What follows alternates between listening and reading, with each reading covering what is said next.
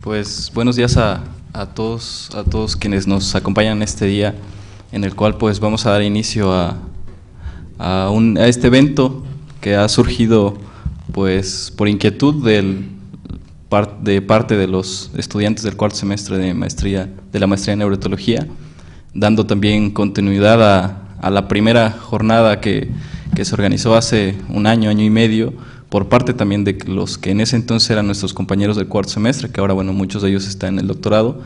Pues como les decía, nos damos a la tarea de organizar esta segunda jornada, para lo cual, bueno, pues nos acompañan en el presidium, pues algunas personas, pues que muchos de nosotros ya conocemos, personas pues destacadas también dentro del campo de la investigación. Y bueno, me voy a permitir presentarles al doctor Carlos Manuel Welch Rodríguez. Él es coordinador de vinculación, docencia e investigación.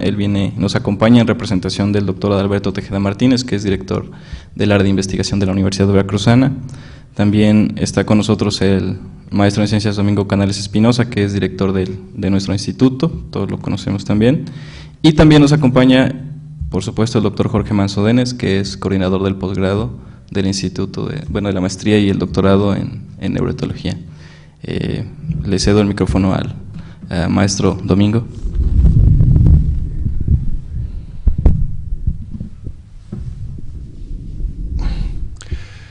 Buenos días, bienvenidos a estas segundas jornadas en neurociencias que organiza los estudiantes de la maestría en neuroetología. Hoy es un día muy especial. El interés del Instituto de Neuroetología es formar estudiantes con capacidad, con iniciativa, estudiantes que se formen en las neurociencias de la manera más adecuada posible para que puedan contribuir al desarrollo de nuestra universidad y de la ciencia en general. Nuestro instituto, a través de estos 15 años que estaremos cumpliendo en el próximo mes, ha tenido un desarrollo importante en la Universidad Veracruzana. Nuestro instituto actualmente cuenta con un plantel de docentes que se ha ido incrementando durante estos 15 años. Los trabajos que se realizan en la maestría, los estudiantes han contribuido de manera muy importante a que el posgrado de neuroetología se encuentre dentro del Padrón Nacional de Posgrados, es decir, dentro de los posgrados de excelencia en el país. Y seguramente los chicos están buscando en estas segundas jornadas mostrar dentro del contexto de la Universidad Veracruzana los trabajos de investigación que aquí se realizan. Como todos sabemos, este posgrado es un posgrado de formación en investigación y la parte más importante, la parte medular de los estudios que realizan en maestría y doctorado es el trabajo de tesis, es decir, el trabajo de investigación científica. A través de estos 3 días estaremos observando los trabajos de investigación de cada uno de ellos, es decir, el trabajo de tesis de cada uno de ellos. Más aún tendremos también la presencia de la mayor parte de los tutores de estos estudiantes, así como de otros investigadores invitados de la Universidad Veracruzana y de fuera de nuestra misma universidad. Resulta particularmente importante que los estudiantes se involucren en estos programas. Esta es la segunda jornada de neurociencias, como ya lo comentó el compañero, y a todos los docentes del instituto, a los investigadores, nos llena de beneplácito que los estudiantes tomen este tipo de iniciativas, es decir, iniciativas que a la vez que dan a conocer a la Universidad Veracruzana los trabajos de investigación que ellos realizan, es una motivación para estudiantes que están egresando de la licenciatura o que ya han culminado sus estudios de maestría para que ingresen tanto en la maestría como en el doctorado en neuroetología. Durante estos últimos años, las solicitudes de inscripción al Instituto de Neuroetología para cumplir con la maestría o el doctorado han tenido un incremento exponencial. El año pasado recibimos entre maestría y doctorado alrededor de 80 solicitudes para presentar los exámenes de admisión, y eso ha sido la culminación de estos 15 años. Nunca antes habíamos recibido tantas solicitudes de estudiantes de la Universidad Veracruzana, de otras instituciones de investigación que se encuentran en el estado de Veracruz, e incluso muchos estudiantes de la ciudad de Puebla y de la Ciudad de México que encuentran en la posibilidad que ofrece el instituto realizar los trabajos de investigación en los cuales tienen un interés marcado. Debo recalcar que este instituto tiene un espectro de investigación muy amplio. El instituto, como todos saben, estudia desde célula hasta reservas de la biosfera, entonces podemos encontrar una gama de oportunidades para realizar investigación científica que es probablemente una de las más importantes del país. Obviamente cabe destacar en este instituto la aportación de los investigadores más antiguos, como el doctor Pablo Pacheco, el doctor Carlos Contreras o Ernesto Rodríguez Lunas, que han tenido singular importancia en el desarrollo de la investigación científica en la universidad, y debemos reconocer también en ellos a la guía, a los formadores tanto de segundas y terceras generaciones como de los estudiantes que actualmente se encuentran en nuestro posgrado. Entonces, todos en conjunto hemos logrado desarrollar un instituto que se aboca exclusivamente a la investigación científica. Ese instituto se ha distinguido por ser un instituto que no maquilla, que no usa la mercadotecnia, que únicamente se dedica a la investigación científica y a una producción relevante dentro del gremio de la investigación científica en la Universidad Veracruzana.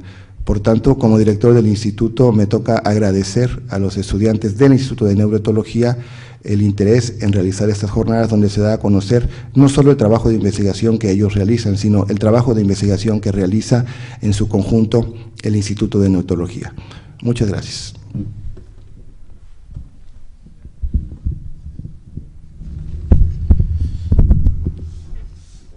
Muchas gracias, maestro, por sus palabras. Y bueno, quiero ahora darle el turno al doctor Jorge Manso Denes, coordinador del posgrado en Neuroetología, que nos dirija también unas palabras.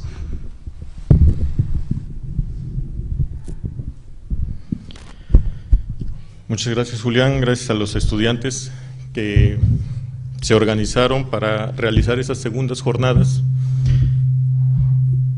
Yo lo que les mencionaría aquí sería respecto a la evolución que ha tenido el instituto en estos 15 años y que es una evolución académica bastante adecuada, en la cual se ha incluido el posgrado, la maestría y el doctorado. Y en esta evolución que se ha dado del instituto hemos tenido o nos hemos ido apegando a los cambios que ha presentado nuestra educación superior nacional. Esto es, la formación de estudiantes a nivel de licenciatura, seguida por un programa de maestría, seguida por un programa de doctorado y seguida por los programas que están entrando cada vez más fuerte en las universidades fundamentalmente estatales, como la Veracruzana, que es la realización de postdoctorados. En ese sentido, nosotros hemos estado organizando y hemos estado preocupados en organizar el posgrado en neuroetología a estos niveles. Como lo mencionó ahorita el maestro Domingo Canales, nuestros programas están calificados por el Consejo Nacional de Ciencia y Tecnología como programas dentro del padrón nacional. ¿Qué significan estos programas? Que han pasado ciertos requisitos de evaluación en el cual se ha determinado la organización de los académicos del instituto, el nivel académico que tienen esos profesores, las instalaciones que tienen los institutos, los egresados, el seguimiento de egresados, qué ha pasado con nuestros egresados de la maestría y del doctorado, en dónde están, a qué se dedican. Y todas estas observaciones que hace el Consejo Nacional de Ciencia y Tecnología nos ha dado unas calificaciones adecuadas, de tal manera que estamos dentro del padrón. Y fundamentalmente porque somos un posgrado en investigación científica. ¿Esto qué quiere decir? Que cada uno de los estudiantes que ingresa con nosotros, ingresa con el propósito de convertirse en un científico especializado en su área. El trabajo que hacen entonces dentro del posgrado lleva una gran cantidad de créditos a la realización de un proyecto de investigación particular y que genere conocimiento nuevo en el campo en el que se está haciendo. De esta manera nosotros estamos estructurando o hemos estructurado este programa, que es un programa prácticamente individualizado, en donde cada uno de los estudiantes tiene una formación particular de acuerdo al proyecto de investigación que se encuentre realizando dentro del marco del profesor con el que esté trabajando. Y esto nos ha llevado ahora, este año, hemos empezado justamente, nos ha llevado a integrarnos a la nueva dinámica que nos marca el Consejo Nacional de Ciencia y Tecnología sobre la internacionalización del posgrado. Esto implica el que nuestros estudiantes, durante su integración, durante su paso por la maestría o el doctorado, hagan estancias de investigación en el extranjero, apoyados por el Consejo Nacional de Ciencia y Tecnología. En este año que empezó este programa y que nuestra maestría y nuestro doctorado ha ingresado, ya estamos empezando a cumplir esta meta de internacionalización de nuestro posgrado, al grado de que el 8% de nuestros estudiantes está ahorita en el extranjero. Y todo por trabajar con una premisa muy sencilla, que es enseñarle al estudiante a hacer preguntas y a generar las respuestas para esas preguntas que está realizando. De tal manera que podemos ver que vamos a poder ver que en estas jornadas de neuroetología que van a iniciar ahora, los estudiantes nos van a estar presentando, cada uno de ellos, el proyecto de investigación con el cual está adscrito a nuestro programa de posgrado y que es con el mismo proyecto con el que va a obtener su grado. Y una de las importancias que va a tener este inicio, eso lo noté desde que me pasaron el primer borrador del programa, es que la conferencia inaugural la va a dar el doctor Pablo Pacheco Cabrera, aquí sentado. El doctor Pablo Pacheco fue el fundador de este posgrado. Fue el fundador hace 15 años de crear esta idea de proponer un posgrado de esta naturaleza en la Universidad Veracruzana y que 15 años después estamos a este nivel, al nivel del padrón nacional y al nivel de iniciar nuestra internacionalización con los estudiantes. Y bueno, creo que se ha dado el buen tino de darle en estas jornadas la apertura de la conferencia magistral a quien fue el iniciador de todo este programa que tenemos ahorita marcado. Muchas gracias.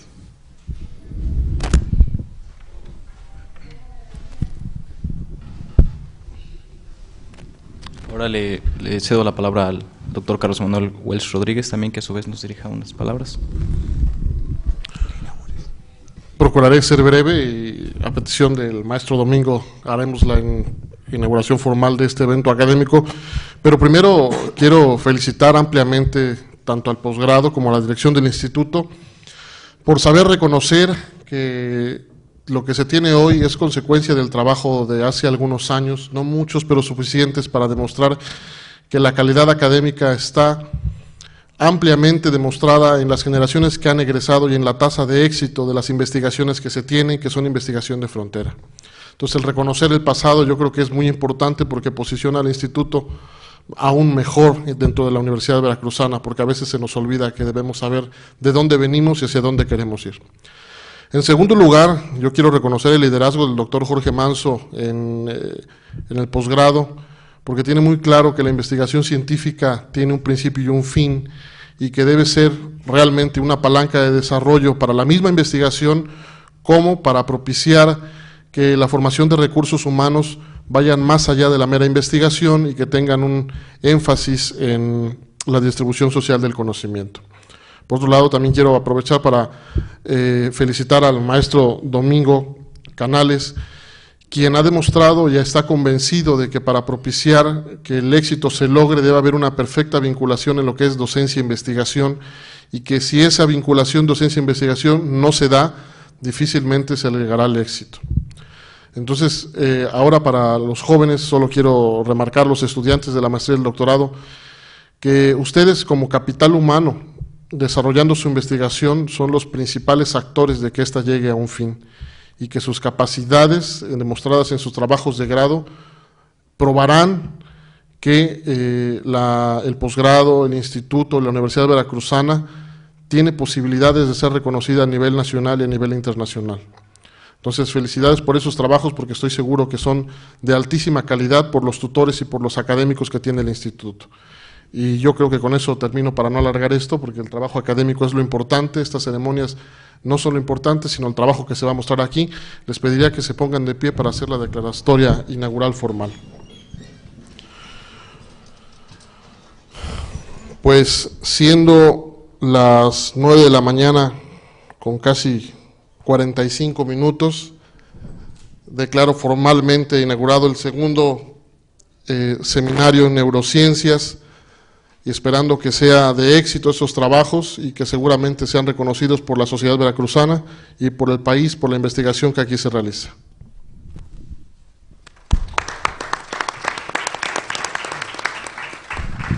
Perdón, una última cosa, quisiéramos agradecer todo el instituto, a TVV, por gentilmente haber accedido a transmitir vía internet los 3 días completos de la transferencia, de las conferencias en neurociencias. Eso es una muestra de que tenemos capacidad de vincularnos entre las dependencias de la Universidad Veracruzana para exponer hacia dentro de la misma universidad y fuera de ella las actividades que aquí se realizan. Muchas gracias a TVV.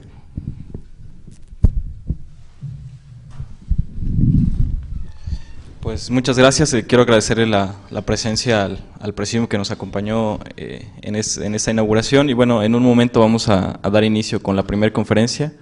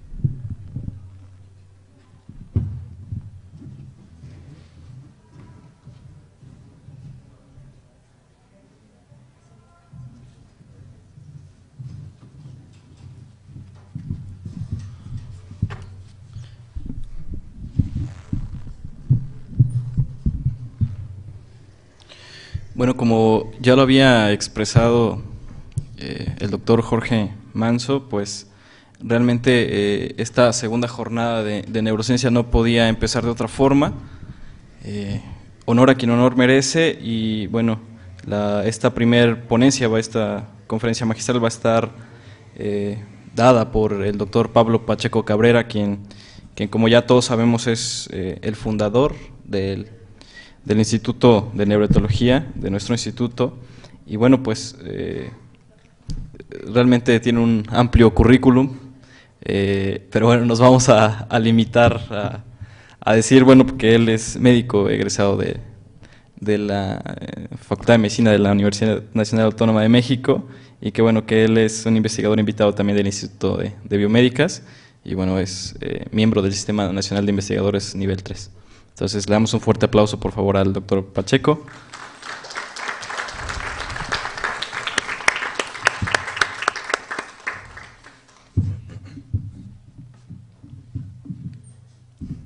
Sí. Bueno, gracias por la invitación. Y pues, antes de empezar a plantearles lo de la plática que les voy a dar, sí me gustaría hacer un resumen, en el sentido de que cuando los muchachos me invitaron a participar en estas jornadas, pues tuve en mente de qué cosa podría yo venirles a platicar. Y me pasaron varias ideas, pero cuando me di cuenta de que esto también estaba relacionado con un aniversario, el 15º aniversario de la fundación del Instituto de Neuroetología, entonces ya se me aclaró esta idea y dije, bueno, voy a darles una plática en relación a los trabajos que hemos estado realizando durante estos 15 años de que iniciamos el instituto, y que estuvo con una idea también de poder desarrollar fuera de la Ciudad de México un grupo de investigación que tuviera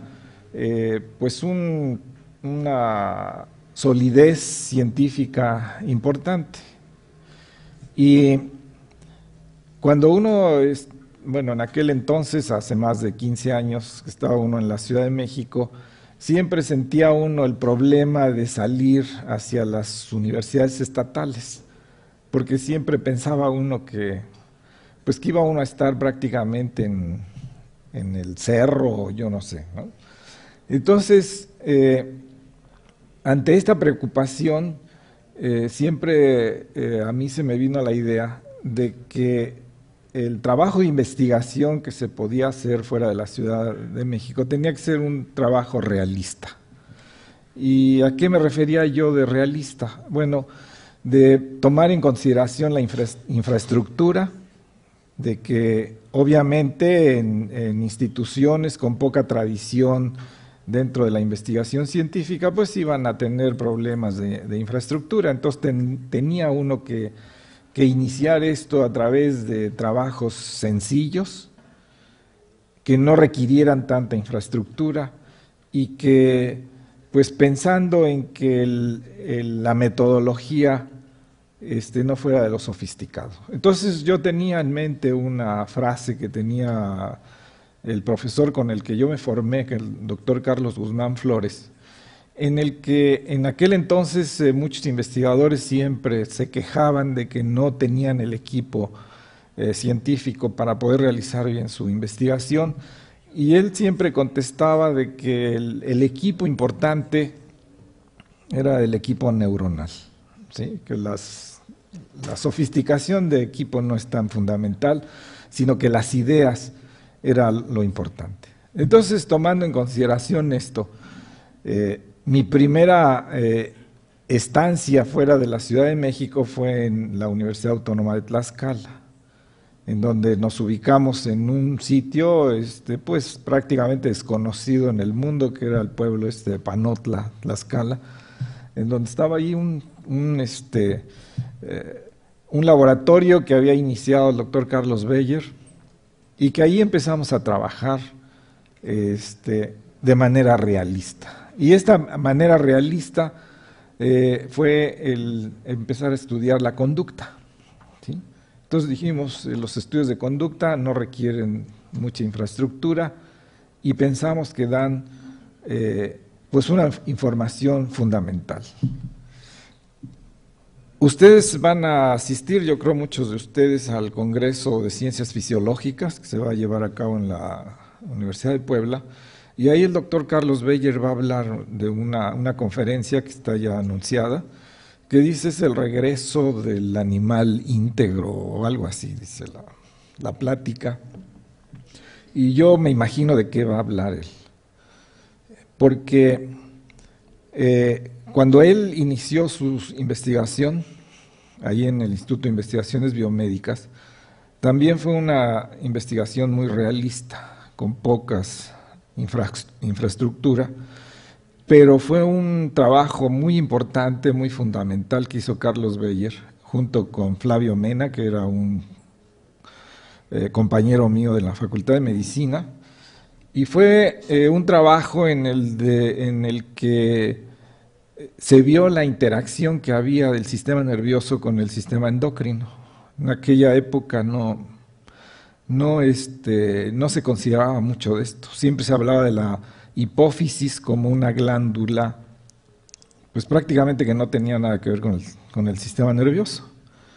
Pero en los trabajos que hicieron Beyer y Mena, estimularon un área cortical, que era el área del cíngulo, y se dieron cuenta que cuando estimulaban esa región cortical, se contraía el útero. Este trabajo lo estaban haciendo en gata recién parida, y se dieron cuenta que la estimulación de esta región pues producía contracción uterina, y dijeron, bueno, ¿por qué?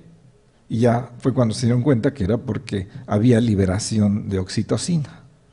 Entonces se vio ahí una interacción entre el sistema nervioso y el sistema endocrino, y fue un trabajo muy, muy citado, muy famoso, hecho con quimógrafo, y donde hicieron el planteamiento de esta interacción del sistema nervioso con el sistema endocrino. Entonces, teniendo en consideración esto, pues nos dimos cuenta de que los estudios anatómicos eran también muy, muy importantes, y que la conducta, es decir, la correlación entre el estudio anatómico y la conducta era también fundamental. Cuando me situé en este sitio, en Panotla, Tlaxcala, Carlos Beyer tenía una interacción muy importante, y bueno, en aquel entonces también yo un poco, con un instituto que fue importantísimo en los Estados Unidos, que fue el Animal Behavior Institute de la Universidad Rutgers del estado de Nueva Jersey en los Estados Unidos. En ese sitio fue donde se empezó a estudiar la relación entre la conducta y las hormonas, ¿sí? Y este instituto, el fundador o los fundadores trabajaban en el instituto bueno, no en el instituto, sino en unos laboratorios en un museo, el Museo de Historia Natural de Nueva York. Y ahí surgió este instituto que fue el Animal Behavior Institute, en donde hasta la fecha, si uno revisa la literatura de muchos de los trabajos fundamentales que se hicieron de correlación de conducta con hormonas, surgieron de estudiantes en aquel entonces y egresados después de ese instituto, que se difundieron en todos los Estados Unidos, y fue una parte importantísima y fundamental del desarrollo de esto.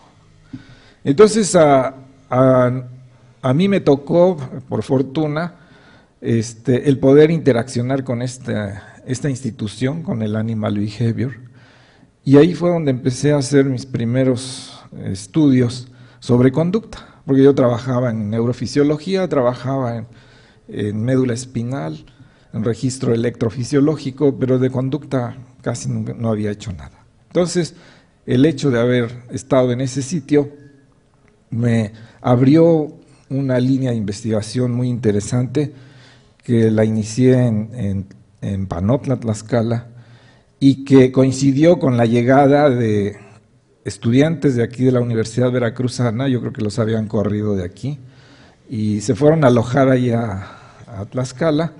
El caso de Jorge Manso, de Porfirio Carrillo, de Mario Cava, de Margarita Martínez Gómez, y de Guillermo Barney, y ya no me acuerdo de quién otros, pero todos ellos eran estudiantes egresados de aquí de la Universidad Veracruzana.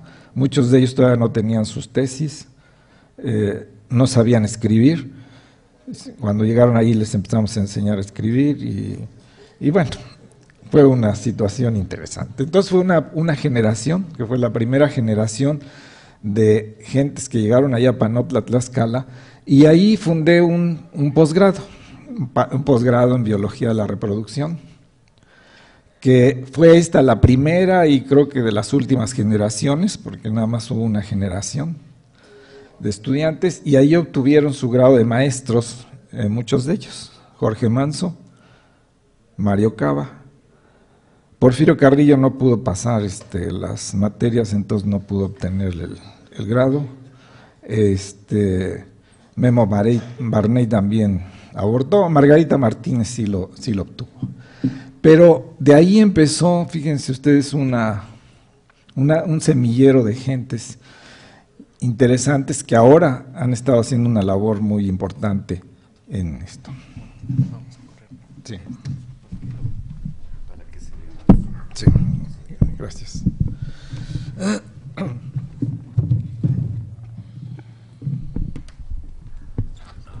Sí, gracias.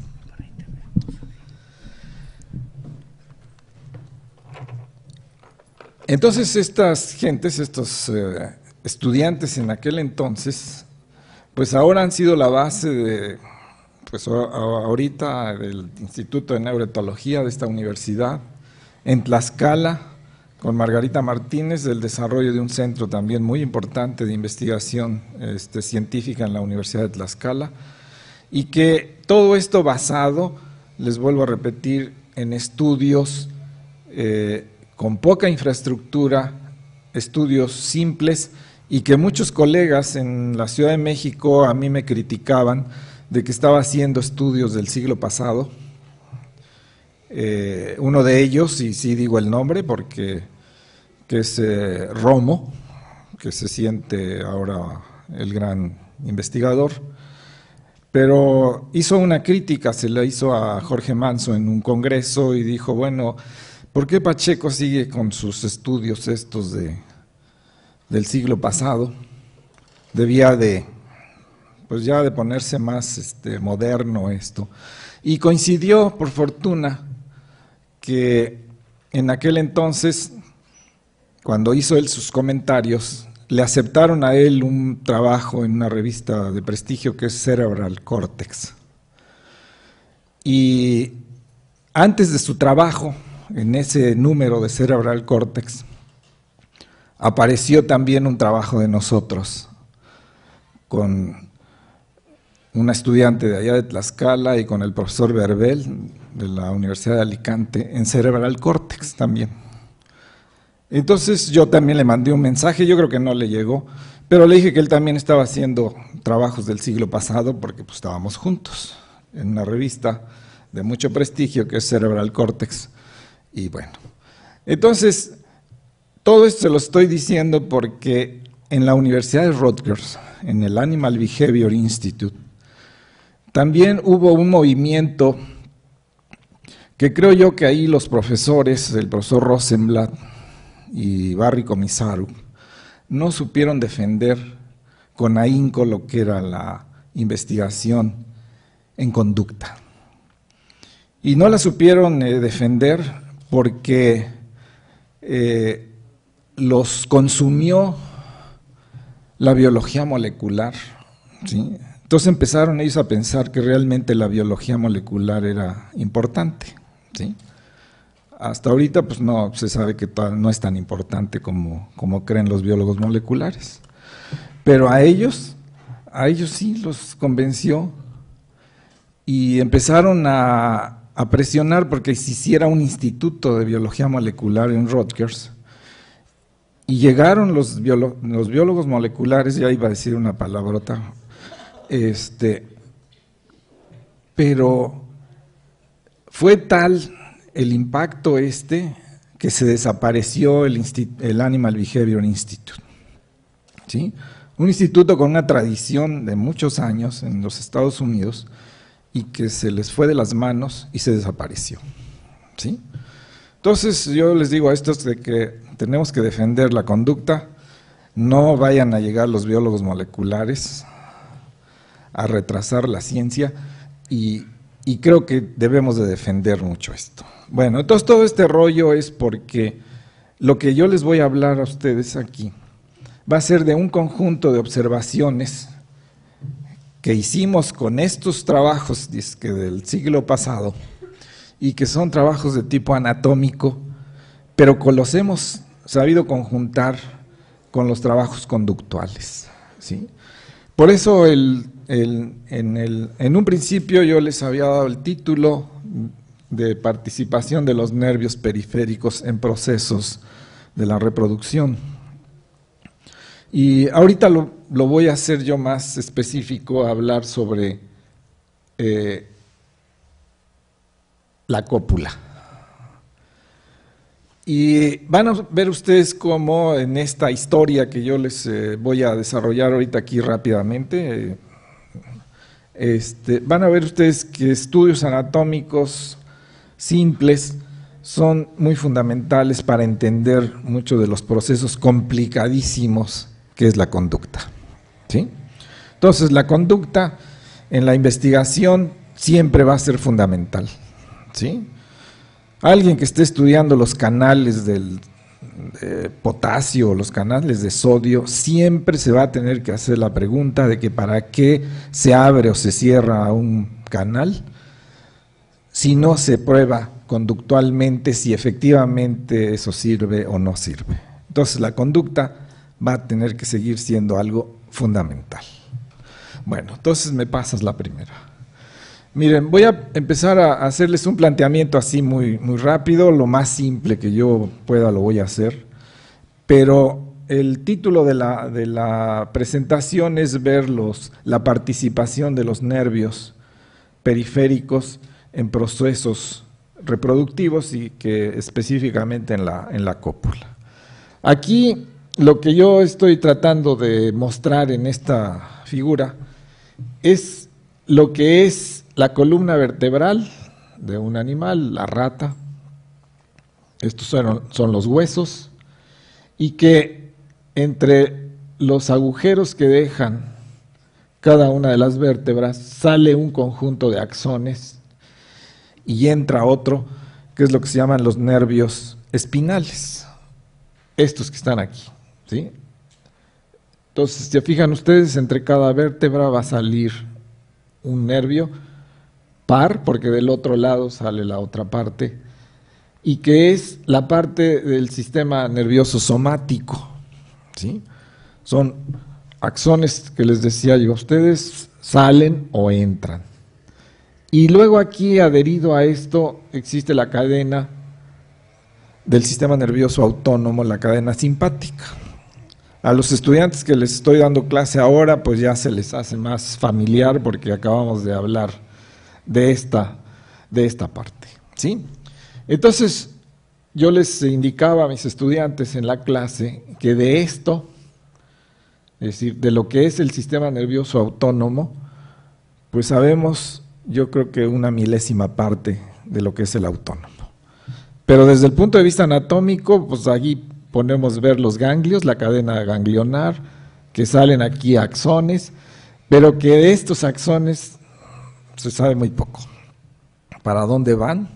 ¿O de dónde vienen? ¿O qué hacen? ¿O cómo se organizan? Etcétera, etcétera. Es un gran problema. Yo se los decía a ustedes, ¿por qué? Porque están formados de axones amielínicos que se pueden observar, muchos de ellos solamente con la microscopía electrónica, y que esto crea un problema técnico tremendo, ¿sí? Pero que son cientos, miles de axones que constituyen parte del sistema nervioso autónomo, de esta porción, que es la parte simpática. Entonces aquí hay una organización, como ustedes pueden ver aquí, fíjense ustedes cómo se interconectan muchos de ellos para formar estructuras dentro de las cuales las gentes que están en las facultades de medicina, cuando estudian la anatomía del sistema nervioso, pues todavía en muchas de las anatomías no mencionan algunos de estos ganglios. El ganglio pélvico mayor, por ejemplo, todavía no lo presentan, y esto me da una idea que a veces en los médicos pues existe esta parte de ignorancia de que el nervio pélvico existe, pero no saben para qué, y desgraciadamente nosotros sabemos poco también de él, pero sí más o menos de algunas cosas. ¿Me pasas la siguiente? Dentro de la anatomía, es el estudio anatómico gracias, de lo que son algunos de los nervios que salen de la médula espinal, como se los pasé en la figura anterior, de algunos de esos, si los estudia uno desde el punto de vista anatómico y los empieza uno a ver con microscopía de disección, y ve uno por dónde van y para dónde se dirigen y todo eso, pues los ve uno que dicen, bueno, van para esta parte o van para la otra, y a veces el estudio anatómico hasta ahí se queda, ¿sí? Aquí le estoy poniendo a ustedes el ejemplo de un nervio, del cual lo voy a mencionar mucho, que es el nervio genitofemoral. Este nervio, ¿sí?, que sabemos que va a inervar a una parte importante en el macho, que es un músculo, el músculo del cremaster. Y ese músculo cremasteriano, que estaría rodeado aquí y que hace las bolsas del testículo, pues se ha dicho que es un músculo que regula, que sirve para regular temperatura en el testículo, porque si se contrae ligeramente, el testículo se eleva un poco, si se relaja se va para abajo, y si se contrae más se va más para arriba, y entonces esto se le ha implicado que regula temperatura en el testículo y que es importante para la espermatogénesis, ¿sí?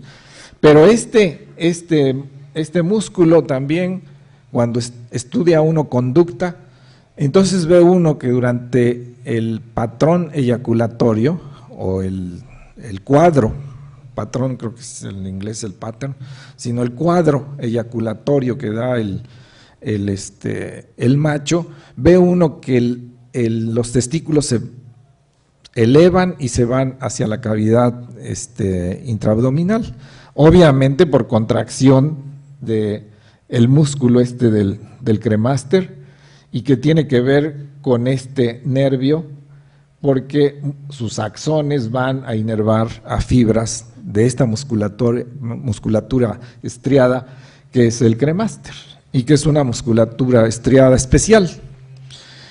Es estriada, pero no está controlada voluntariamente, ¿sí? Ya quisiéramos muchos contraer el cremaster voluntariamente, ¿no? Sino que es de manera espontánea, ¿sí? Refleja. Bueno, pero este nervio también lleva información sensorial, o sea, de receptores que están por aquí y que van a llevar información hacia el sistema nervioso central, ¿sí? Esta información la han estudiado en el laboratorio de Jorge Manso. Salió apenas un trabajo ahora en el 2007 en donde ven también los efectos relacionados con alguna área de este nerviecito, aunque no es en particular de este nervio, pero lo que se llaman los nervios escrotales, para ver procesos de la formación del semen, que son también muy, muy importantes, ¿sí? ¿Me pasa la siguiente? Aquí este es de un trabajo del laboratorio de Manso, en donde, fíjense, apenas hace un año o dos, se empezó a plantear la relación que tenía esta región de la piel con algunos de los segmentos espinales, el segmento L5, el segmento L6 y el sacro 1 de la médula espinal, y que los nervios que tienen que ver con estos segmentos inervan estas regiones, estos dermatomas, que hay una superposición entre L5 y L6, etcétera, etcétera, y son trabajos del siglo pasado, según Romo, pero que la gente no sabía, ¿sí? Y ahora sabemos que esta es una relación sensorial importantísima en procesos reproductivos. La siguiente. Un trabajo también muy interesante que hicimos, lo inicié en el Animal Behavior Institute de Rutgers, pero fundamentalmente por estudios anatómicos que habíamos iniciado en Tlaxcala, en este pueblote, en Panotla, Tlaxcala, y que lo seguimos trabajando aquí en la Universidad Veracruzana. Entonces, este trabajo, pues también con análisis del siglo pasado, nos dimos cuenta de que un nervio, aquí que es el nervio pélvico, se decía todavía hasta esa época, y se dice todavía en estas fechas en la medicina, que es el nervio importantísimo parasimpático de inervación del área pélvica. En el humano se dice este nervio es un nervio autonómico y que va a dar la inervación parasimpática del área pélvica.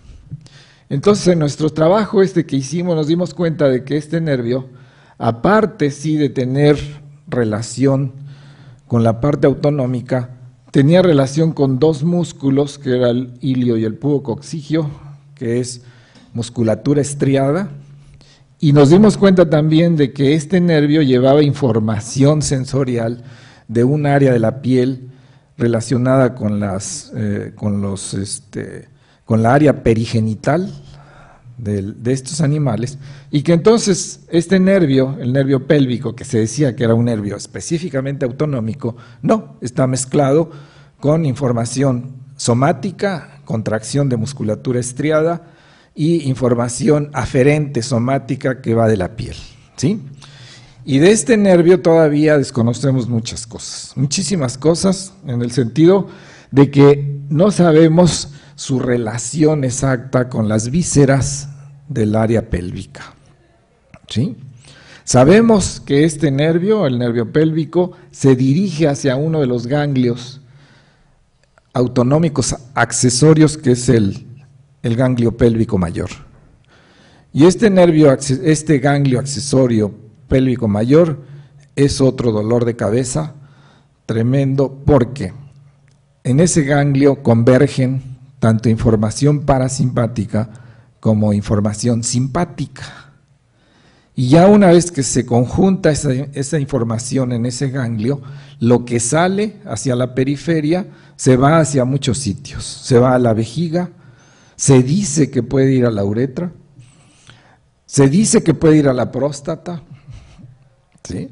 Se dice que en la hembra puede estar inervando la pared vaginal, se dice que puede llegar hasta los cuerpos cavernosos en el macho. Se dicen miles de cosas, ¿sí? Pero todavía no las sabemos con exactitud, ¿sí? Bueno, entonces esto fue un trabajo puramente anatómico, lo han confirmado y reconfirmado mucha gente, de este análisis anatómico que nosotros hicimos con relación a este nervio en particular, que fue el nervio pélvico. Luego seguimos con estos estudios del siglo pasado para determinar cómo estaba la integración nerviosa de esa región. Aquí este desastre que ven ustedes aquí, en donde salen de L3, L4, L5, L6, sacra 1, y ven ustedes cómo se hacen interacciones de axones y todo esto, se forma una red que esto va a constituir nervios periféricos y que tienen funciones específicas, pero que esto se hace una mezcolanza. Aquí nosotros propusimos una nomenclatura nueva, moderna, sobre un nervio que es el nervio pudendo. No entramos en controversia por fortuna, sino que se hizo confirmación de estas cosas con dos profesores muy famosos en los Estados Unidos, de McKenna y Nadelhoff, y que ellos dijeron, no, sí, el planteamiento que ustedes hacen sí es el correcto, nosotros nos hemos equivocado en alguna cosa, pero es el correcto, y por fortuna esto también es uno de los aportes que nosotros hemos hecho a la literatura de la neuroanatomía de esta área pélvica, por simplemente estudios anatómicos, de observación, de disección, etcétera, etcétera, y donde nosotros ahora tenemos una idea bien clara de cómo está organizado esta parte. La tenemos clara desde el punto de vista anatómico, donde todavía se nos aclara el asunto es desde el punto de vista funcional, porque yo les había traído otra figura que la quité ayer, por desgracia, pero es donde se ve todo el desastre de la organización de esto, de que hay fibras que entran aquí y se siguen por acá y luego se meten acá y se van por acá y luego llegan por acá. Hay otras de estas que se vienen acá y hacen…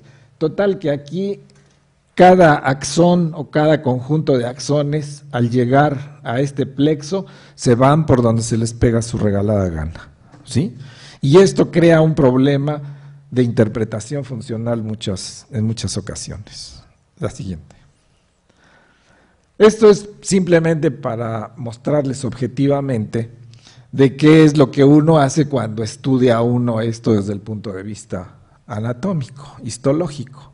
Estas son las imágenes que ve uno de los nervios, ve uno aquí que este se viene para acá y ahí lo va uno siguiendo y pues quién sabe para dónde vaya, y luego ahí va este otro y aquí va y ahí va para acá, y luego otro para acá y otro para allá, etcétera, etcétera. Entonces todas esas disecciones las va uno realizando desde el punto de vista de la anatomía, y entonces dice uno, pues esto veo que va para unos músculos, seguramente para ahí va, y es cuando uno empieza a hacer la interacción con otros tipos de técnicas, también para muchos del siglo pasado, que es poner un electrodo aquí y estimularlo eléctricamente, y entonces ver qué pasa. Porque muchas veces la estimulación eléctrica vemos que se contraen músculos aquí, ¿sí? Y esto, con respecto a la musculatura, pues es fácil ver contracciones. El problema es cuando estos se van hacia efectores autonómicos, porque entonces ahí sí ya no lo ve uno con mucha claridad. Contracción de musculatura lisa es complicada, secreción de glándulas también es complicada, y entonces es cuando empezamos a utilizar otra técnica que es la conducta. Entonces, en la conducta, que para muchas gentes hace 20, 30 años era algo, pues sí, ver a un animalito que hacía esto, etcétera, no se consideraba mucho de ellos. Pero cuando se empezó a organizar más este tipo de observación y se empezaron a medir parámetros conductuales, entonces fue cuando empezamos a ver más cosas relacionadas con la conducta y se pueden correlacionar con funciones de algunos de estos nervios, etcétera, etcétera. Entonces son de las cosas que nosotros hemos estado haciendo. Cortamos una rama de un nervio, vemos desde el punto de vista conductual si dentro de estos parámetros se altera o no se altera algo, y entonces esto nos ha dado una visión integrativa en el caso de la cópula, que es de lo que yo les voy a plantear para no aburrirlos más. La que sigue. Bueno, entonces miren, esto es la cópula y estos son los parámetros, algunos de los parámetros que se miden durante la conducta, ¿sí? Entonces uno toma a una hembrita que tiene que tener ciertas características, tiene que estar receptiva, ¿sí? Si logramos esta receptividad o la medimos, porque también espontáneamente puede haber este tipo de receptividad dependiendo de la parte del ciclo estral en el que esté la hembrita, o lo hacemos de manera artificial, que esto muchos de ustedes lo han visto en el laboratorio, que es ovariectomizando a esta hembrita, le quitamos sus ovarios y luego les inyectamos sus hormonas para hacerlas receptivas. Y entonces en este caso la conducta la medimos en el macho. Entonces todos estos parámetros de la monta, la intromisión y la eyaculación son parámetros que se analizan en el macho. En la hembra pues desprecia uno mucho a las hembras, ¿sí? Entonces le estudia uno pocas cosas. Entonces lo que se analiza en la hembra muchas veces es una reacción motora que es la lordosis, que es la elevación de la parte de la pelvis, ¿sí? Para permitir que el macho haga la monta o haga la intromisión o llegue a esta parte que es la eyaculación, ¿sí? Aquí ustedes están viendo a la hembrita en una posición de lordosis muy clarita, ¿sí? Miren, ustedes aquí, esto. Entonces, esto en la hembra se ha analizado poco. Se mide, por ejemplo, el índice de lordosis viendo qué tanto levanta la pelvis y qué tanto hace, y pues ahí se queda el asunto, ¿sí? Pero ahora nosotros, en otro estudio que esperemos nos los acepten, porque ya lo mandamos a publicar, es ver la participación de esto, o sea, de esta porción de la cola de la hembra en este proceso o en esta conducta. Pero aquí, viendo a la hembrita. Pero la hembra realiza otra serie de cosas, brinca, que es la actividad perceptiva, brinca, mueve las orejitas mucho y posiblemente produzca ruido, produzca sonido. Y de este sonido se ha visto que los roedores, en el caso de la rata, producen ultrasonido. Y el ultrasonido lo producen los roedores. Seguramente los perros también producen ultrasonido, lo que pasa es que no se ha analizado. Sí sabemos que estos animales perciben el ultrasonido, nosotros no lo percibimos, pero ellos sí. Entonces, de estudios sobre el sonido hay poquísimos. ¿Por qué? Porque es bien complicado estudiar el ultrasonido. ¿Por qué? Por la mezcolanza de ultrasonidos que hay en el medio ambiente, ¿sí? Si ahorita traemos aquí una máquina que registre ultrasonido, vamos a tener una gama de cosas con los celulares y con una bola de mugres de ultrasonido. Entonces, esto dificulta mucho el análisis de esto. Entonces, para estudiar en un laboratorio el ultrasonido, se requiere de tener cámaras donde le filtren a uno todo el ultrasonido que hay en el medio ambiente para uno poder hacer la pregunta específica sobre un ultrasonido específico en un animal, etcétera, etcétera. Entonces, esas cámaras son carísimas, dificilísimas de construir y eso ha creado un problema. Pero bueno, aquí los que les he estado diciendo que esta hembrita seguramente está provocando estímulo de ultrasonido. El que mueva las orejitas, que empiece a brincar y todo eso, es también una señal de receptividad.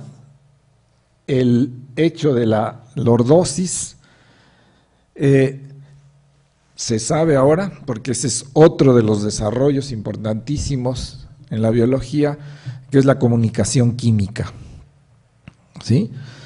Los animales, entre los cuales se incluye al hombre, a la mujer no, van a producir olores de los cuales se ha estudiado poquísimo, ¿sí? Porque en el humano no se ha tomado en cuenta. Siempre lo que hacemos es cubrir nuestros olores importantes y nos echamos nuestro perfume y eso, y ya la fastidiamos porque ya no tenemos el atractivo que debe uno de tener. Yo por eso me baño poco y para seguir con esta activación química, ¿sí? Entonces, estas hembritas también van a secretar sustancias que son las feromonas y que también es otra parte de información interesante. ¿Cómo se puede analizar esto? Pues con la conducta. Como sabemos si se está produciendo una feromona o no, desde el punto de vista conductual, ¿sí? Bueno, entonces miren, yo les voy a hacer ahorita un resumen, ya voy a terminar, de un modelo que hemos hecho o tratado de construir un poco adhiriendo a un modelo previo que hizo el profesor Sachs sobre la parte esta de la conducta y que nosotros le hemos agregado algunas cosas de acorde a nuestras observaciones que hemos hecho con los estudios de secciones de nervio, viendo conductas, etcétera, etcétera, y que les voy a ustedes a plantear una cosa. Entonces vamos a imaginarnos que tenemos ya en una arena de observación, tenemos a una hembrita receptiva y que agarramos al macho y lo metemos a esa hembra, digo a esa arena, agarramos al macho y lo metemos. Es lo que nos vamos a tener que imaginar ahí. Y entonces lo primero que vamos a pensar es qué sucede y qué sucede con el sistema nervioso en en ese caso. Entonces me pasas la que sigue.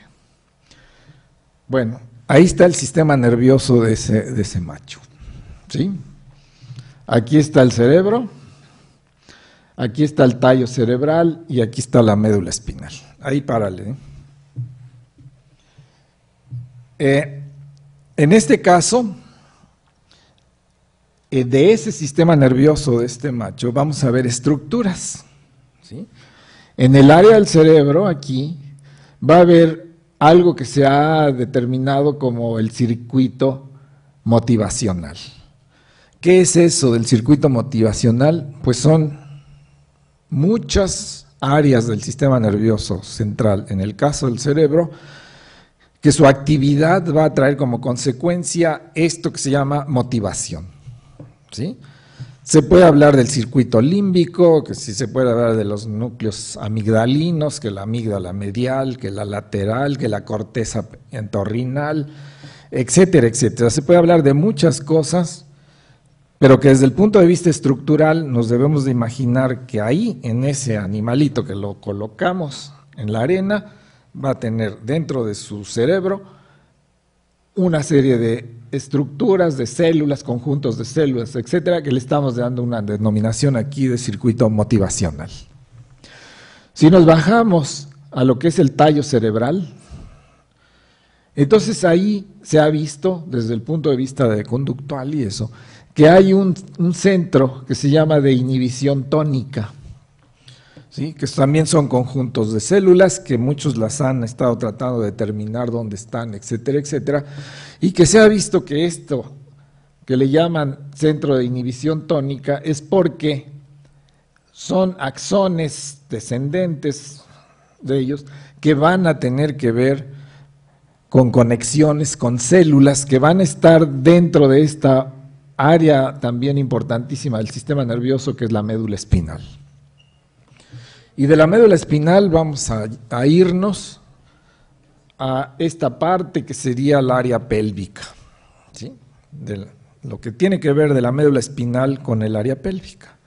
Entonces, estructuralmente tenemos que imaginarnos que en la médula espinal hay células, hay conjuntos de células, ¿sí?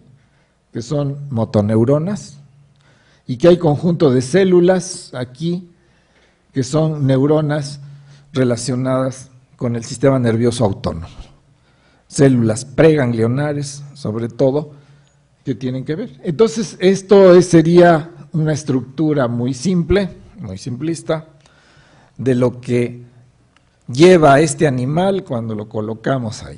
Lleva células en el cerebro, células en el tallo cerebral que dan esta función tónica y células dentro de la médula espinal. Ahora vámonos hacia afuera del sistema nervioso central de ese animalito. Entonces de ahí vamos a nombrar dos estructuras importantísimas. El ganglio mesentérico inferior, que lo estoy representando aquí, y el ganglio pélvico, de lo que ya les había mencionado antes, que en el humano muchas veces no sabe uno a dónde está situado este ganglio, ¿sí? Bueno, entonces estas son dos estructuras también importantísimas que van a estar fuera del sistema nervioso central, pero que son fundamentales y que en este animal que nosotros pusimos, ahí están. La que sigue. Ahora le vamos a adherir dentro de este aspecto estructural. ¿Qué hay? Bueno, pues hay la salida de axones, ¿sí? De estas células que están aquí y que van a formar nervios. Por eso mi plática la relacioné con los nervios periféricos, ¿sí? Entonces aquí se forman nervios, dentro de los cuales está el génito femoral, del que ya les mencioné en alguna de las figuras, ¿sí? Está el nervio pélvico, que también ya les mencioné de nuestros estudios que hicimos, ¿sí? Aquí está otro nervio, que es el nervio pudendo, y este otro nervio que se le denomina el nervio hipogástrico, ¿sí? aquí ya les agregamos los nombres: al nervio hipogástrico, al ganglio pélvico mayor, al mesentérico inferior, a este nervio que es el nervio pudendo, y aquí ya estamos agregando el nombre de otro nervio que es el nervio cavernoso, y este nervio cavernoso sale de este ganglio pélvico, y que aquí lo que yo les estoy representando es que a este ganglio le llega información tanto de esta estructura o este nervio que es el hipogástrico, y le llega información de este otro nervio que es el pélvico. Esto se dice que es parasimpático, esto se dice que es simpático. Y aquí yo me atreví a poner acá un aspecto en el sentido de que cuando se habla de esta conexión al mesentérico inferior, se habla de esto. Y se dice que de aquí sale el nervio hipogástrico que se divide en el derecho y el izquierdo y que va hacia el ganglio pélvico mayor, ¿sí? Ahora, de este nervio no sabemos si esto va así, que seguramente va así una parte, pero seguramente va a otra parte que va directa aquí y que a lo mejor se mete al ganglio aquí. Pero también a lo mejor hay otra parte que no tiene nada que ver con esto, sino que se sigue derecho y se va para acá, ¿sí? Porque de eso tampoco sabemos. Entonces ahorita yo pongo esto y yo digo, bueno, a ver quién es el guapo que dice que no es así, ¿sí? Porque lo tenemos que mostrar. Ahora, yo lo digo así porque lo digo, ¿no? Y entonces aquí es donde empieza la parte controversial. Bueno, entonces esto es estructuralmente. Agarro el animalito, el pongo, tiene esta estructura ya, la que sigue. Bueno, aquí faltó el poner otra estructura que ahorita va a aparecer, que son otros nervios aquí, que son los que van a inervar a musculatura estriada, que ahorita va a aparecer. Bueno, entonces ya pongo a mi animalito ahí, ¿sí? Con esta cosa estructural, y la hembrita va a empezar a fastidiarlo. ¿Cómo? Brincando, moviendo las orejitas, ¿sí? Secretándole feromonas, dándole ultrasonido y todo esto, y bueno, pues el macho ya dice, bueno, pues ni modo, me sacrificaré, ¿sí? Pero para este sacrificio, lo que tiene que haber es una información sensorial, visual del macho, olfativa, del sistema olfatorio, auditiva, táctil. Y anoche me dijo Genaro, le falló a usted porque también hay que poner el gusto. Entonces lo agregamos, ¿sí? ¿Por qué? Porque el animal también tiende a ser lamido, etcétera, etcétera. Entonces toda esta información en conjunto sensorial que entra a nivel de la cabeza, de los pares craneales, que se acuerdan en la clase que hemos estado hablando de ello, entonces todo esto entra al sistema nervioso central, al área de la cabeza, al área del cerebro, y va a activar a este circuito motivacional. Cuando se activa este circuito motivacional, me pasas la que sigue, entonces aquí se ha visto que esto va a tener una acción sobre este centro del tallo cerebral, que es de la inhibición, que es un centro de inhibición tónica, inhibidora, y va a ir y activar a estas células, a las motoneuronas, ¿sí? ¿Para qué? Me pasas la siguiente. Bueno, para activar axones que van a ir a músculos flexores, músculos extensores, etcétera, etcétera, y que van a dar origen a lo que es la monta, ¿sí? Conductualmente, ahí se va a originar que el animal empiece a montar al animal, ¿sí? Entonces es uno de los parámetros que se miden en la conducta de la cópula, la monta, ¿sí? Aquí les dije, el circuito motivacional está haciendo esto, de activar a esto, pero también está activando a un área, que aquí esto también es de un sueño guajiro mío, de que está activando aquí a células que van a inhibir al centro tónico inhibidor. Entonces esto es una inhibición de la inhibición. ¿Por qué? Porque a la hora de que se para este proceso que está deteniendo, que está reduciendo la actividad de estas células, entonces cuando yo paro este proceso, se me va a hacer más fácil activar a estas células. Ahora, de esta inhibición sí sabemos porque cuando se hace sección de la médula espinal aquí, cortamos esta parte y entonces estas células se activan con mayor facilidad. Por eso el planteamiento de esta zona tónica inhibidora del mesencéfalo, ¿sí? Bueno, entonces ya se produce la monta. Y al producirse la monta, entonces en el macho se va a empezar a activar muchas áreas sensoriales, piel, sobre todo relacionada con áreas perigenitales. Entonces, ¿qué va a hacer eso? Pásamela. Entonces esto a través de estos nervios, del nervio pudendo, del génito femoral, de nervios escrotales, del nervio pélvico, va a ir información sensorial que entra al sistema nervioso central, a la médula, y que va a activar a estas células que ya van a ser fácilmente activables porque ya se bloqueó este freno o esta inhibición. Y entonces cuando se activan estas células, entonces la información eferente, o sea, de salida, va a salir por toda esta serie de nervios.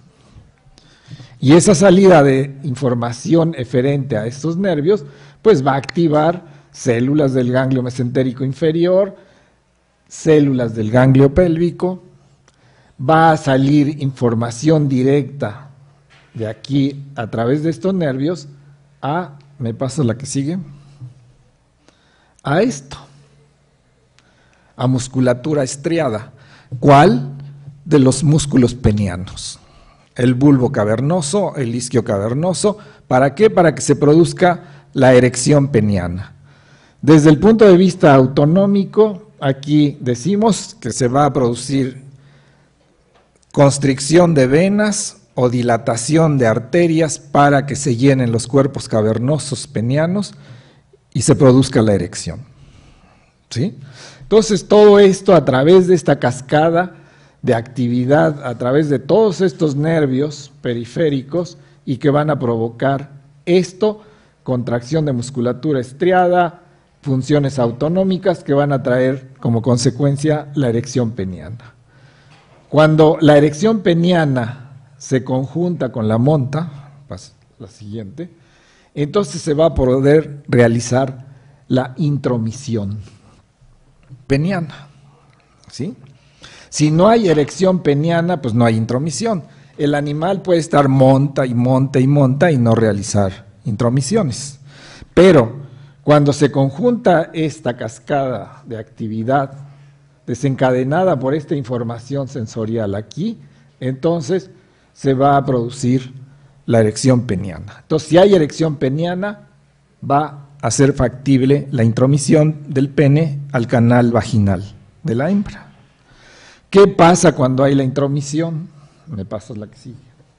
Pues entonces empieza información sensorial del pene, de la región del pene, y que esta información, aquí nosotros estamos presuponiendo que va a ir y va a activar a otra área, ¿sí?, inhibidora de la inhibición. Entonces esta información tónica se va a detener, así como lo está deteniendo esto también, y estas células van a seguir fácilmente activables, ¿sí? Entonces, después de una intromisión, todo el proceso se va a repetir, ¿sí? Va a haber la repetición, esta información va a ir por la rama sensorial del nervio pudendo, ¿sí? Pero también hay información sensorial de esto a través de estos otros nervios, y toda esta información entra al sistema nervioso. Aquí estamos presuponiendo que esto también va a facilitar actividad de motoneuronas para seguir facilitando la monta. Y entonces esto se repite y se repite. Cuando el animal vuelve a montar, vuelve a haber intromisión, si hay erección peniana, etcétera, etcétera. Y cuando hay esta repetición, entonces toda esta información va a traer como consecuencia en regiones relacionadas con el pene y entonces van a producir este proceso que es la eyaculación. De la eyaculación sabemos poquísimo, no sabemos cómo se lleva a cabo, sí sabemos que es la formación y salida del pene, del esperma por el pene, pero no sabemos con mucha exactitud qué es lo que es realmente la eyaculación. Pero el caso es que cuando el animal eyacula, se conjunta monta, intromisión con la eyaculación, entonces de aquí va a haber una información, me pasas, sensorial, que no sabemos si va a través de la uretra o si va a través de quién sabe qué, ¿sí? Pero el caso es que cuando se produce la eyaculación, entonces todo este proceso se detiene. El animal casi se cae y se queda exhausto durante un periodo largo que se llama el proceso, ¿cómo se llama? ¿El cuál? El periodo refractario, ¿sí?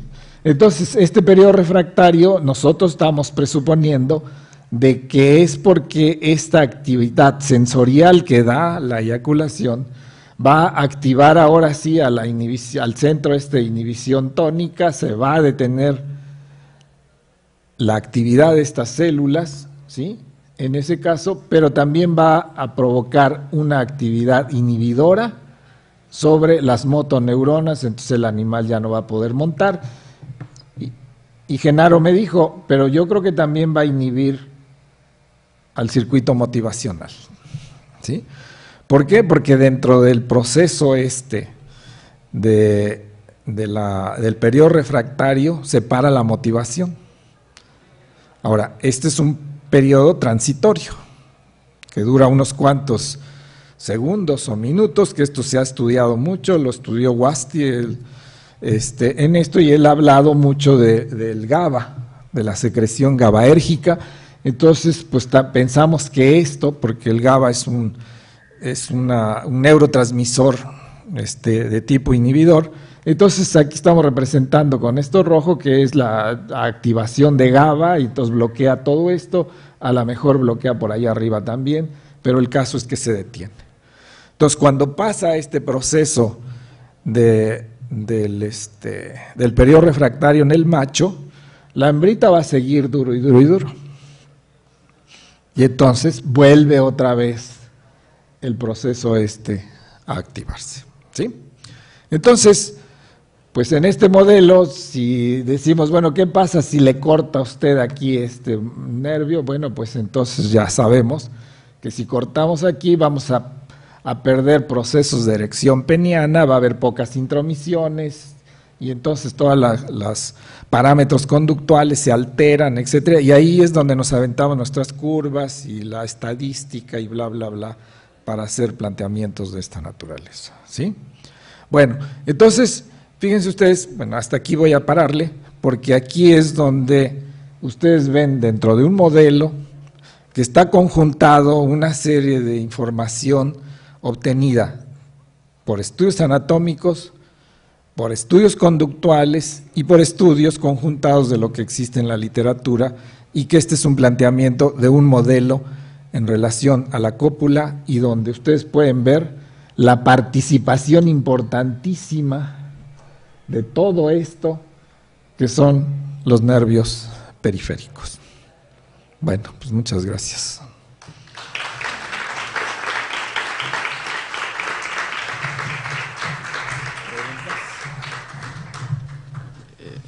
Si alguno de ustedes tiene alguna pregunta que quiera hacerle al doctor Pacheco.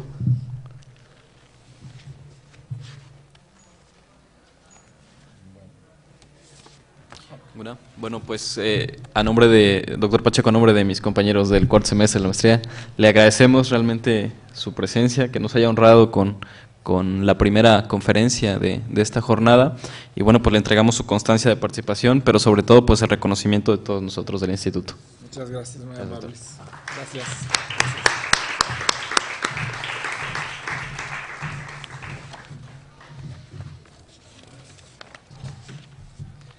Bueno, pues a continuación vamos a presentar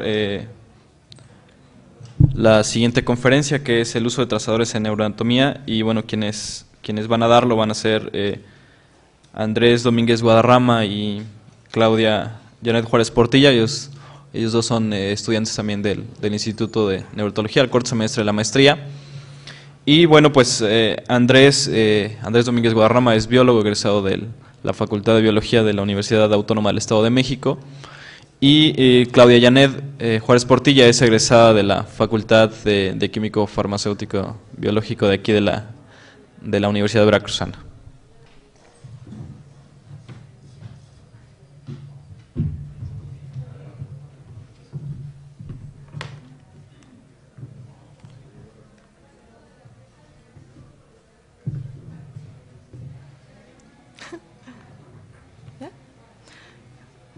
Bueno, buenos días. Bueno, mi compañero y yo les vamos a hablar sobre el uso de los trazadores en neuroanatomía. No les quisimos traer exactamente nuestro proyecto de investigación, quisimos hablarles sobre los trazadores como una herramienta muy importante en el estudio de esta rama que es la neuroanatomía. La neuroanatomía es una rama de las neurociencias, la cual se encarga del estudio de las interacciones y de las conexiones en el cerebro. Los primeros estudios realizados iniciaron con Camilo Golgi y con Santiago Ramón y Cajal desde el siglo pasado. Golgi implementó una técnica basada en tinciones argénticas o con plata, pero esta técnica fue ampliamente explotada y usada por don Santiago Ramón y Cajal. Estos son algunos dibujos originales que realizó Santiago Ramón y Cajal utilizando esta técnica. Como pueden ver, eran dibujos bastante exactos, muy descriptivos y muy detallados sobre las neuronas y algunas conexiones entre las células. Bueno, como ya les había dicho, el estudio de esta área inició con las técnicas de impregnación, pero posteriormente se desarrollaron otro tipo de técnicas como las técnicas autorradiográficas. Estas técnicas tenían la desventaja de, pues como se trabajan con aminoácidos marcados radiactivamente, los investigadores estaban expuestos a estas sustancias tóxicas. Entonces, y aparte que no eran tan efectivas, tan finas. Entonces, continuaron desarrollándose nuevas técnicas hasta encontrarse con las técnicas de marcaje con trazadores neurales. Aquí hay un ejemplo. Que fueron complementadas con las técnicas de inmunohistoquímica, que se complementan estas dos técnicas para obtener este tipo de marcajes. Pero bueno, ¿qué es un trazador neural? Un trazador neural es una sustancia, que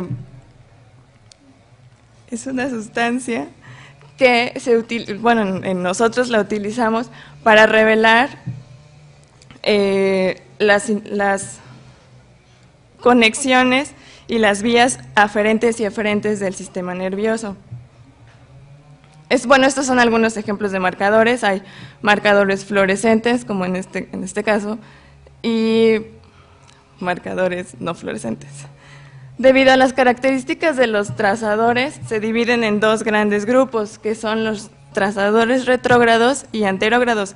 Esta clasificación se basa en la capacidad y en las características de transporte dentro del axón. Dentro de los trazadores retrógrados se tiene la peroxidasa de rábano, que en nosotros como estudiantes es la que más utilizamos, el fluorogold, diamino yellow, lucifer yellow, fast blue, beta toxina de cólera, entre otras. Entre los marcadores anterógrados se encuentra la beta-toxina de cólera, que es la que nosotros estamos empleando, DI, DIO, dextranaminas y biocitina. También dentro de los retrógrados existen trazadores con características hidrofílicas, como estas que están aquí, y dentro de los trazadores anterógrados se encuentran algunos con características lipofílicas. Bueno, pero ¿para qué sirven estos trazadores? Nosotros, bueno, se pueden utilizar para realizar la descripción de circuitos neurales, que es la función principal, a nivel in vivo. También se pueden realizar estudios de linajes de células en cultivos celulares, estudios de desarrollo, que es particularmente mi proyecto de investigación, en estudios electrofisiológicos y en estudios en tejidos humanos, pero claro, esto debe ser post-mortem.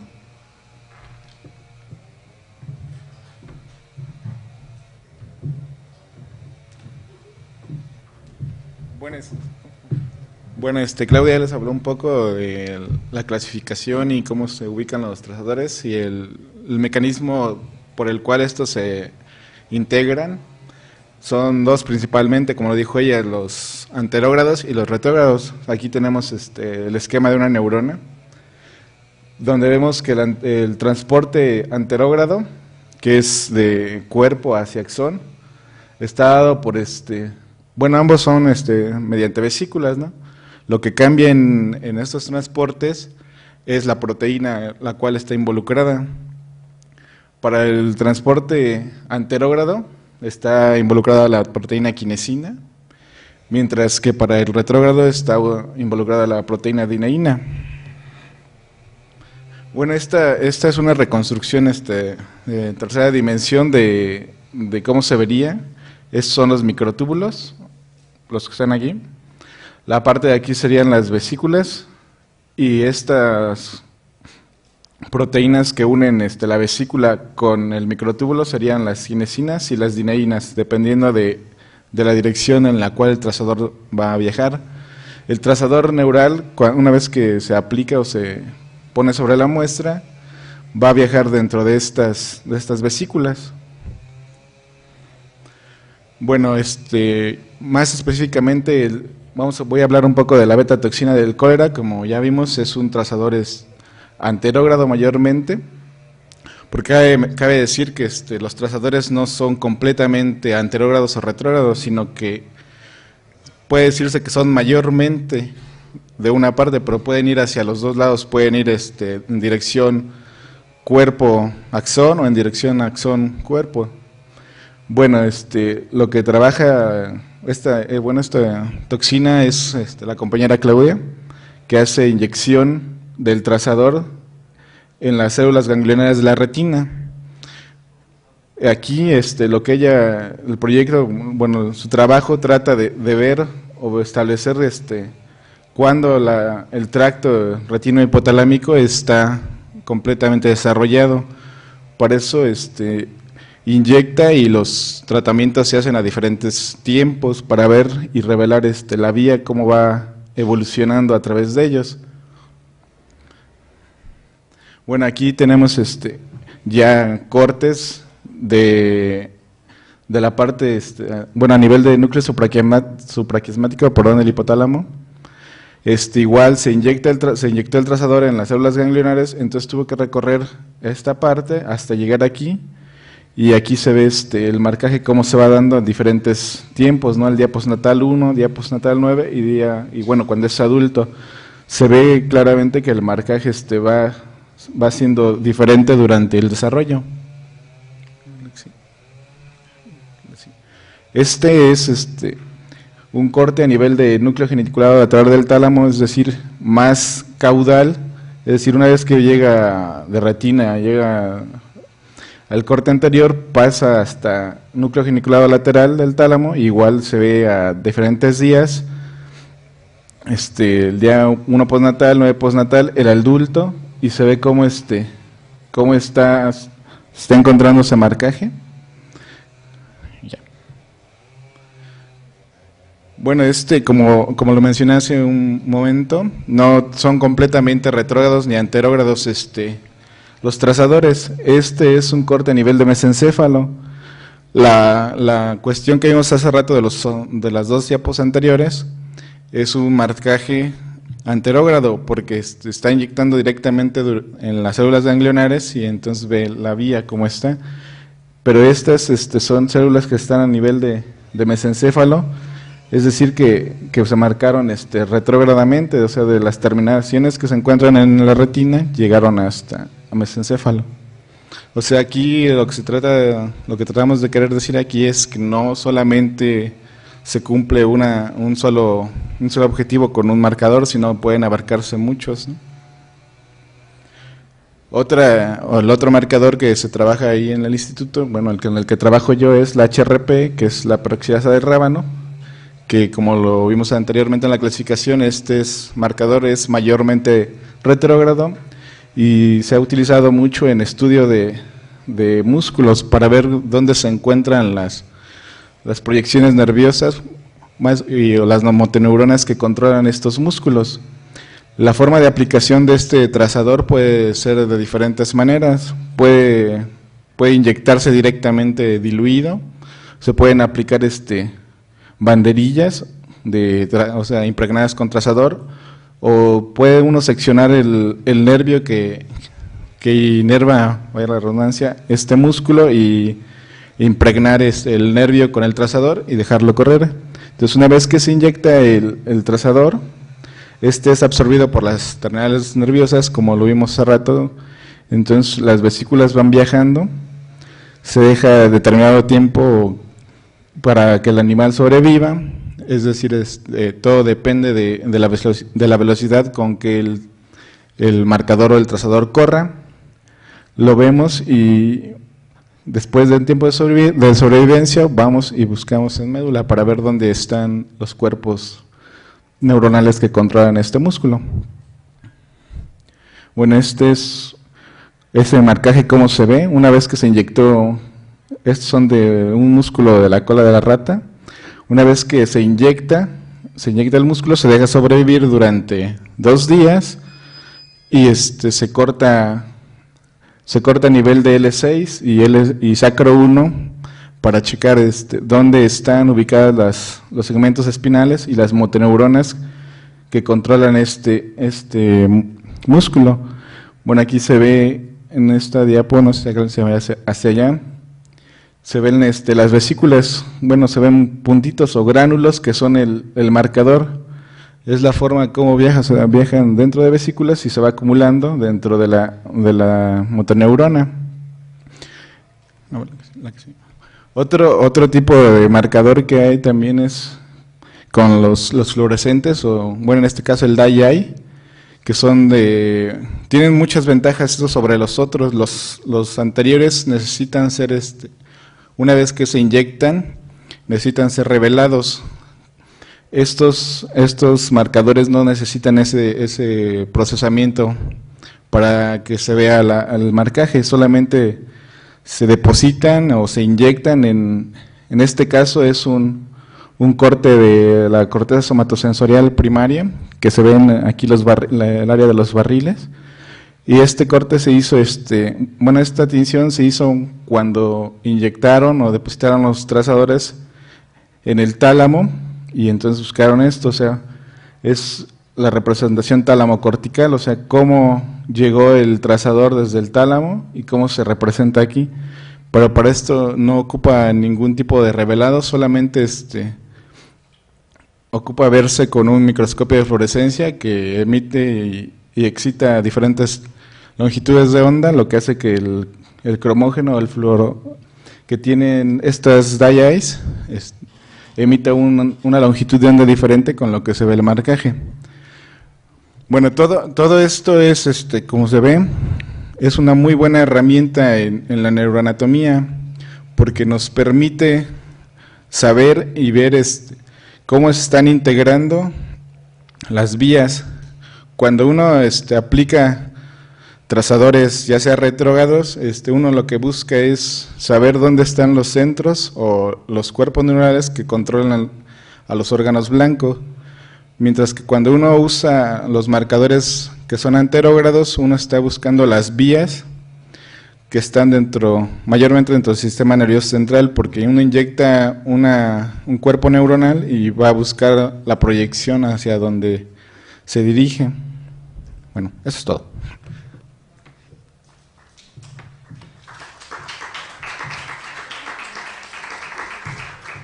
Bueno, si tienen alguna pregunta, no, perdón.